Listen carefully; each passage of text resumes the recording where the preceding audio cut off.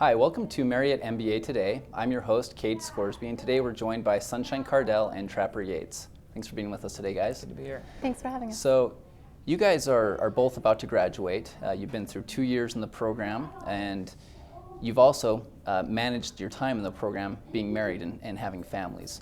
And so I want to talk to you today about your experience coming through the program with kids and how that can be relatable to those that will be coming to the program this next fall, and as well as for those that are considering BYU for an MBA.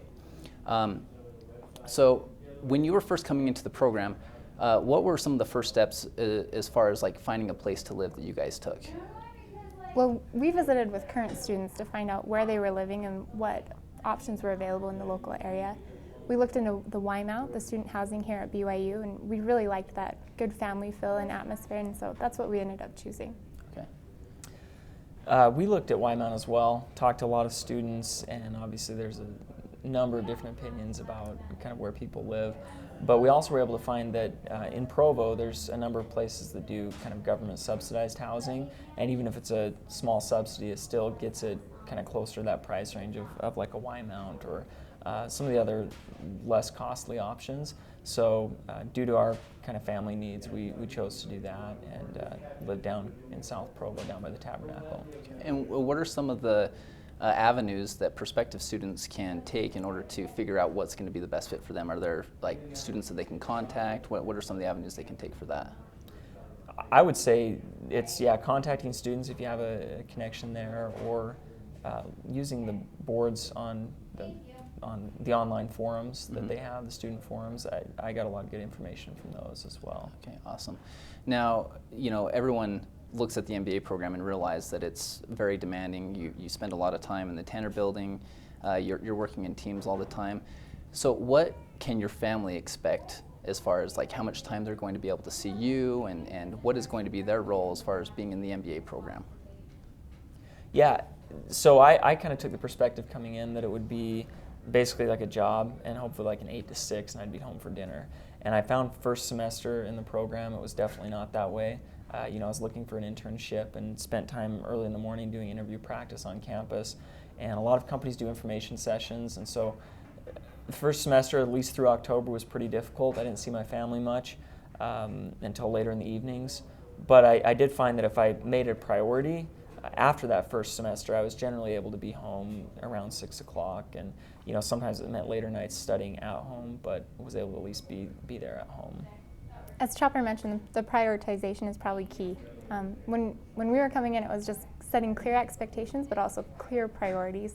Like every Friday, we still go on a date night, and even if there are other activities in the program, we keep that time for us. A lot of people I know will go home in the evenings, spend time with their children, and then once they've gone to bed, they'll still do their homework. Sometimes stay up really late to finish team projects, but they make sure to set the priority first, to put family first. Okay, great. Now, coming into a master's program, there are obviously a lot of costs associated with that, and with the demands of the program, there's little time to work. So how did you guys finance your education as well as your family needs being in the program? For us, we were planning on coming back to get an MBA, and so we saved up for a little while to be able to cover most of the costs. Didn't quite make it, it's still an expensive program, but we've been able to supplement it with part-time work during school. You're able to work your second semester with special permission, or your second year, you're able to work some. And life is busy, but working a few hours a week still helps out. So. Yeah, and sort of a similar thing, we tried to save up some money. We ultimately decided that it was nice to have some cash kind of for a rainy day, and that it was worth the education to take out some student loans.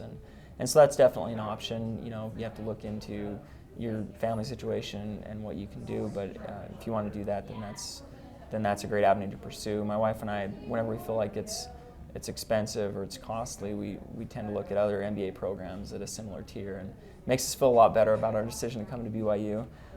So there's a lot of good programs there. There's, as Sunshine mentioned, second year you can usually work part-time either on campus or a lot of times with the company you interned with. If you get a full-time offer, they'll kind of give you some projects to work part-time, so that's a great source of income second year. Great. And what about like scholarship opportunities that are available? So generally coming in, they'll look at all the students for academic opportunities, and then as you go into your second year, you'll also be looked at for specific majors or focuses. So there are a lot of opportunities. Really, BYU makes it very affordable in the first place, and then tries to help the students a lot.